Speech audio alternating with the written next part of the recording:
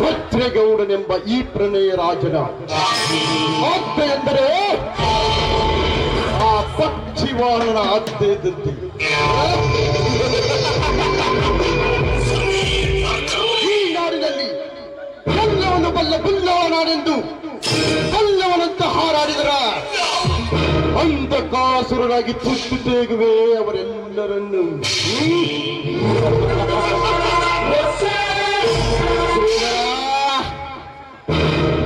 ಉಳಿಸುವ ಸೂರ್ಯನೇ ನಾರಾಜ ಬೆಂಕಿಯಾಗಿ ನನಗೆ ಪ್ರಜ್ವಲಿಸುವೆಯ ಹುಚ್ಚ. ಮುಚ್ಚು ಮರೆಯಿಲ್ಲದೆ ನಿನ್ನನ್ನು ಕೊಚ್ಚಿ ಹಾಕುವ ಶಕ್ತಿಯು ನನ್ನಲ್ಲಿದೆ. ಬಟ್ ಅದು ಈಗಲ್ಲ. ಇದೇ ರೀತಿ ನೀನು ಹಂತ ಹಂತವಾಗಿ ಬೆಳೆದ ನಿಂತ ಪೈರನ್ನೆಲ್ಲ ಸುಟ್ಟು ಹಾಕಿ ನಿನ್ನನ್ನು ನನ್ನ ದಾಸನನ್ನಾಗಿ ಮಾಡಿಕೊಂಡು ಆಮೇಲೆ ನಾ ಮಾಡಿದ ಕೊಲೆ ಅಪರಾಧಗಳನ್ನೆಲ್ಲ ನಿನ್ನ ಮೇಲೆ ಹಾಕಿ ನಿನ್ನನ್ನು ಯವನ ಪಾಶಕ್ಕೆ ಗುರಿಯಾಗಿಸದಿದ್ರೆ ಈ ನಗರದ ಪೊಲೀಸ್ ಪಾಟ್ಲು ಭದ್ರೇಗೌಡರೇ ಅಲ್ಲ.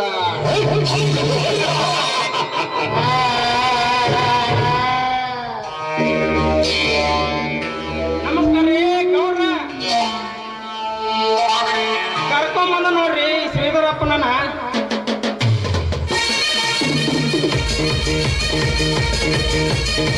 ನಮಸ್ಕಾರ ಗೌಡ್ರಿ, ಏನು ಅರ್ಜೆಂಟ್ ಬರಲಿಕ್ಕೆ ಹೇಳಿದ್ರಂತಲ್ಲ?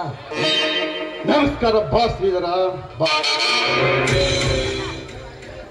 ಏನಿಲ್ಲ, ಇವತ್ತು ಪಂಚಾಯಿತಿಯಲ್ಲಿ ಒಂದು ಮಹತ್ವವಾದ ತೀರ್ಮಾನವಿತ್ತು. ಸೊ ಅದಕ್ಕಾಗಿ ನಿನ್ನನ್ನು ಬರೆಯುವುದು. ಅಷ್ಟೊಂದು ಬಿಕ್ಕಟವಾಗಿದೆಯಾ ತೀರ್ಮಾನ? ಅಂತದ್ದೇನಿಲ್ಲ ಶ್ರೀಧರ. ನನ್ನ ತಮ್ಮನೆಂಬ ಅವರ ಆಸ್ತಿಯ ಇಬ್ಬರ ಜಗಳದಲ್ಲಿ ನಾವು ಅದಕ್ಕೆ ಕದನವೆಂಬ ಬೆಂಕಿ ಹಾಕಿ ಅವನನ್ನು ಬಗೆಹರಿಯದ ಸಮಸ್ಯೆ ಮಾಡಿ ಅವರಿಗೆ ಸ್ವಲ್ಪ ನಮ್ಮ ಹಣದಾಸೆಯನ್ನು ಹಚ್ಚಿ ನಮ್ಮ ಮನದಾಸೆಯಂತೆ ಅವರಿಬ್ಬರ ಜಮೀನನ್ನ ನಮ್ಮ ಹೆಸರಿಗೆ ಬರೆಸಿಕೊಂಡು ಅಲ್ಲೊಂದು ಫ್ಯಾಕ್ಟ್ರಿ ಕಟ್ಟಿಬಿಡೋಣ. ಹೌದು ಗೌಡ್ರಿ, ಇದೊಂದು ಪ್ಲಾನ್ ನಾವು ಸಕ್ಸಸ್ ಮಾಡಲೇಬೇಕು. ನೀವು ಅಂದ್ರ ನಮ್ ಗೌಡ್ರಿ ಯಾವಾಗ ಹೋಗ್ತೇನ? ಶ್ರೀಧರ, ನಾವು ಚೆನ್ನಾಗಿದ್ರೆ ಇಡೀ ಜಗತ್ತೇ ಚೆನ್ನಾಗಿರುತ್ತ. ಅಂದಾಗ ಒಂದು ಕೂಡಿದ ಆ ನಮ್ಮ ಸ್ನೇಹ ಯಾವತ್ತು ಹೀಗೆ ಇರಲಿ.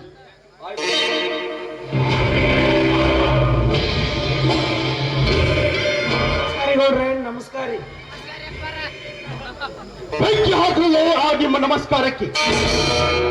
ಸ್ವಲ್ಪ ತಡವಾಯ್ತು, ಕ್ಷಮಿಸಿ ಗೌಡ್ರಿ. ಬೇಗ ಬಂದು ನ್ಯಾಯ ಬಗೆಹರಿಸಿಕೊಂಡು ಹೋಗುವಂತ ಹೇಳಿ ಕಳಿಸಿದ್ರೆ ಇಷ್ಟೊಂದು ತಡವಾಗಿ ಬಂದಿದ್ರಲ್ಲ, ಅದೆಷ್ಟು ಸೊಕ್ಕರ್ಲೇ ನಿಮ್ಮಿಬ್ಬರಿಗೂ. ಲೇಟ್ ಆತ ಎಂತಾವ ಸುಳ್ಳು ಮಕ್ಕಳದಾರಲ್ಲೇ ನೀವು. ಏನ್ರಿ ಗೌಡ್ರು, ಸ್ವಲ್ಪ ತಡ ಆಯ್ತು, ಕ್ಷಮಿಸ್ರಿ ಗೌಡ್ರ. ಎಂತಾವ ಸುಳ್ಳು ಮಕ್ಕಳದಾರಲ್ಲಿ ಒಂದ್ ಹರೆಯಿಂದ ಪಂಚಾಯತಿ ಕಟ್ಟಾಕ ಕೂತೋದಿವು. ಬರ್ಬೇಕು ಲೊಗಟ್ ಮಾಡಿ ಲೇಟ್ ಆತ. ಹಾ ತಮ್ಮ, ನಿಮ್ ನ್ಯಾಯ ಏನೈತದ ಪಟಾಪಟ ಅಂತ ಹೇಳಿ ಚಟ ಚಟ ಹರ್ಕೊಂಡ್ ಹೋಗ್ಬಿಡ್ರಿ. ನಿಮ್ಮವ್ರ ನಿತ್ತಾರಕ್ಕೆ ನೀವು ಕಟ್ಟಿ ಮೇಲೆ ಕುಂಡ್ರಲಿ. ನಿಮ್ಮ ಪಂಚಾಯತಿ ಏನಂತ ನಮ್ಮ ಗೌಡ್ರಿಗೆ ಹೇಳ್ರಿ. ಅವರು ತೆಗೆದುಕೊಂಡ ತೀರ್ಮಾನ ನೀವು ತೆಗೆದುಕೊಡ್ರಿ. ಗೌಡ್ರಿ, ನಮ್ಮ ತಂದೆಗೆ ನಾವು ಇಬ್ಬರು ಮಕ್ಕಳು. ನಮ್ದು 6 ಎಕರೆ ಜಮೀನಿದೆ ಗೌಡ್ರಿ. ನನಗೆ 3 ಎಕರೆ, ನಮ್ಮ ತಮ್ಮನಿಗೆ 3 ಎಕರೆ ಮಾಡಿದೆ ಗೌಡ್ರಿ. ನಾನು ಮುನ್ನಾಕಿನಲ್ಲಿ ತೊಗೊಂಡಿದ್ದೀನಿ, ನಮ್ಮ ತಮ್ಮ ಸೈದಾಪುರನಲ್ಲಿ ಪಾಲ ತೊಗೊಂಡಿದ್ದಾನೆ ಗೌಡ್ರಿ. ಅವಾಗ ಮಾಡಿದ ಎಲ್ಲ ಕಟ್ಕೊಂಡು ಕೊಡ್ರಿ ಗೌಡ್ರಿ. ಆದ್ರೆ ಅವ್ರು ಜಾಳ ತೆಗೆದು ಬಿಡಬಲ್ಲ ಏನು ಗೌಡ್ರಿ, ನಾನು ಜೋಡಿ ಜಾಳ ತೆಗೆದು ಬಿಡಬಲ್ಲ ಏನ್ರಿ?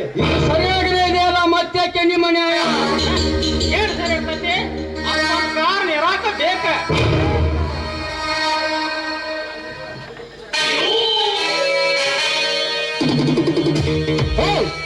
ಅದೇನಂತ ಬೇಗ ಬರೋರಲ್ಲ ಮಕ್ಕಳ.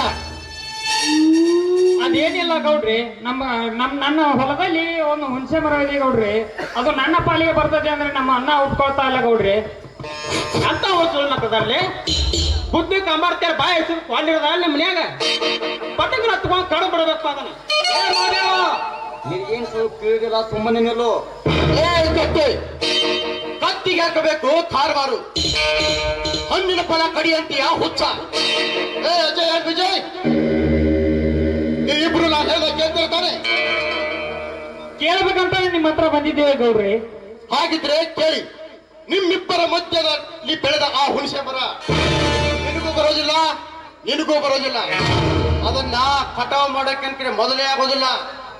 ಆಗ ಮೇಡ್ಬೇಡ್ರಿ ಗೌಡ್ರಿ, ನಿಮ್ ಕೈ ಮುಗಿತೀವಿ. ಆದ್ರೆ ಅದಕ್ಕೊಂದು ಉಪಾಯ ನಾನು ಹೇಳ್ತೀನಿ ಕೇಳಿ. ಎಕರೆಗೆ 2 ಲಕ್ಷದಂತೆ ನಿಮ್ಮಿಬ್ಬರ ಜಮೀನು 6 ಎಕರೆ. ಆ 12 ಲಕ್ಷ ರೂಪಾಯಿನ ನಾನೇ ನಿಮಗೆ ಕೊಟ್ಟು ಬಿಡ್ತೀನಿ.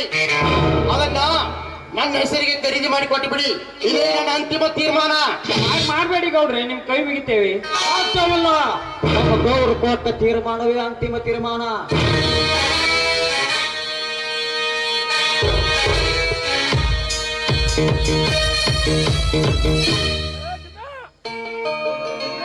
ಸಾಕು ನಿಲ್ಲಿಸಿ ನಿಮ್ಮ ಪಂಚಾಯಿತಿ ತೀರ್ಮಾನವನ್ನು.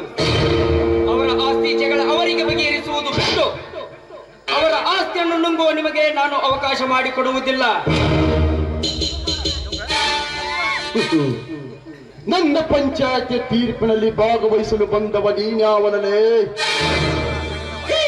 ಅನ್ಯಾಯದ ವಿರುದ್ಧ ಸಿಡಿದೆದ್ದು ನ್ಯಾಯದಿಂದ ವಂಚಿತವಾಗಿ ಸಾಯುತ್ತಿರುವ ಈ ಬಡ ಜನರನ್ನು ರಕ್ಷಿಸುವ ಶೂರ.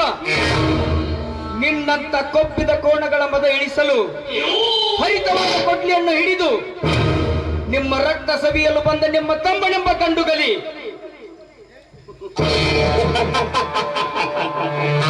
ಮುಚ್ಚಲೇ ಬಾಯಿನ.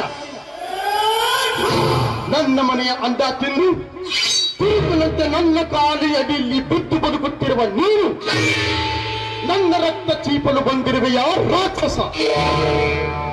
ಅಣ್ಣನೆಂಬ ಅರಿವಿಲ್ಲದೆ ನನ್ನ ಪಂಚಾಯತಿಗೆ ಪ್ರವೇಶ ಮಾಡಿದ್ದೇ ಅಲ್ಲದೆ ನೀನೇನಾದ್ರೂ ನನ್ನ ಎದುರುತ್ತರ ಕೊಟ್ರೆ ತಮ್ಮ ಅಂತಾನು ನೋಡಿದೆ ಅಡ್ಡಡ್ಡ ಕತ್ತರಿಸಾಕ್ಬಿಡ್ತೀನಿ. ಪ್ರಾಣಕ್ಕೆ ಹೆದರಿ ನಿನ್ನಿಂದ ನ್ಯಾಯಲನ ಸಮ ಮಾಡಿಸಲು ಹೇಡಿಯಾಗಿ ಹುಟ್ಟಿಲ್ಲ ಈ ಶಿವರಾಜ್ ಗೌಡ.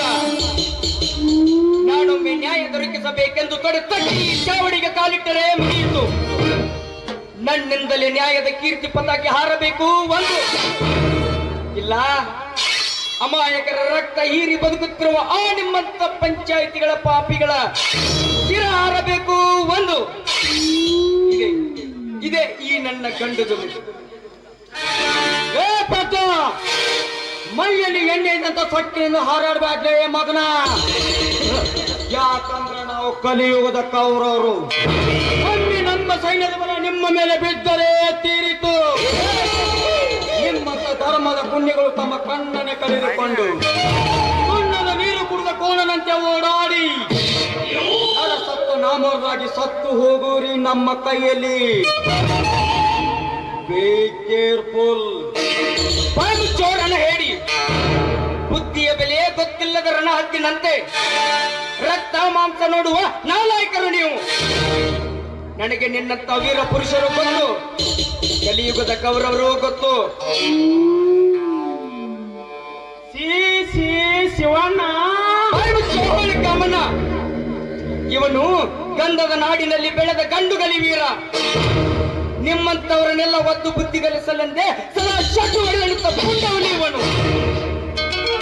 ನಿಮ್ಮಂತವರ ಬಾಯಿ ಬೆದರಿಕೆಗೆ ಹೆದರಿ ತಲೆ ತಗ್ಗಿಸಿಕೊಳ್ಳಲು ಹೇಡಿಯಾಗಿ ಹುಟ್ಟಿಲ್ಲ ಈ ಶಿವರಾಜ್ ಗೌಡ. ಶಿವರಾಜ, ನನ್ನ ಪಂಚಾಯತಿ ತೀರ್ಪಿನಲ್ಲಿ ನಿನಗೆ ಯಾವ ಅಧಿಕಾರವೂ ಇಲ್ಲ. ಹೀಗೆಂದೇ ಬೆದರಿಸಿ ಈ ಬಡವರ ಆಸ್ತಿಯನ್ನು ಕದಿಯಲು ನಿಂತಿರುವೆ ಆ ನಾಲಾಯಕ. ಏನ್ಲೇ ಗೌಡ, ಒಂದು ಸಣ್ಣ ತೀರ್ಪು ನೀಡಿ ಇವರಿಗೆ ಪಂಚಾಯಿತಿ ಹೇಳದೆ 1 ಎಕರೆಗೆ 2 ಲಕ್ಷದಂತೆ ಕೋಳಿ ಹೊಡೆಯಲು ನಿಂತಿರುವೆ ಆ ನಾಲಾಯಕ. ಈಗ ನನ್ನ ತೀರ್ಪು ಕೇಳಿ ವಿಜಯ ವಿಜಯ. ಹೇಳಿ ಚಿಕ್ಕವ್ರಿ, ನಿಮಗೆ ನ್ಯಾಯ ತಾನೇ ಬೇಕು? ಬೇಕು ಚಿಕ್ಕವ್ರಿ.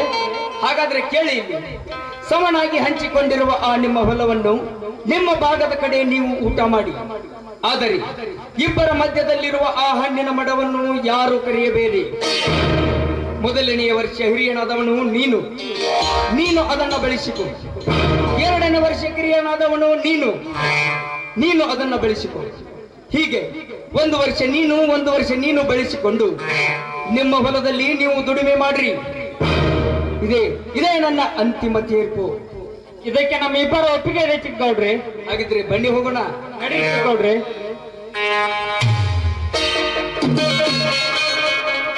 ಪರ್ತ್ ಮಲ್ಲಯ್ಯ ಏನ್ ಬದ್ಮಾಸ ಹುಡುಗವ ಅಲ್ರಿ ವಜ್ರೇಗೌಡ ಅಂತ ಸುತ್ತ ಹತ್ತ ಹಳ್ಳಿ ಒಳಗ ಅಂಜಿ ಉಚ್ಚು ಹೊಯ್ಕೋತಾರ ಅಂತ ಅದ್ರೊಳಗ ನಿಮ್ಮ ತಮ್ಮನ ನಿಮಗ್ ದೆವ್ವದಲ್ರಿ ದೆವ್ವದ. ಇದು ನಾವು ದೊಡ್ಡ ಮಾಡ್ರಿ ದೊಡ್ಡ ಮಾಡ ಗೌಡ್ರೆ, ಇವನನ್ನು ಹಾಗೆ ಸುಮ್ಮನೆ ಬಿಟ್ಟರೆ ನಿಮ್ಮ ಮಾನ ಮರ್ಯಾದೆ ಮಣ್ಣು ಫಲ ಮಾಡ್ತಾರೆ ಮಗ. ನೆನಪಿರ್ರಿ.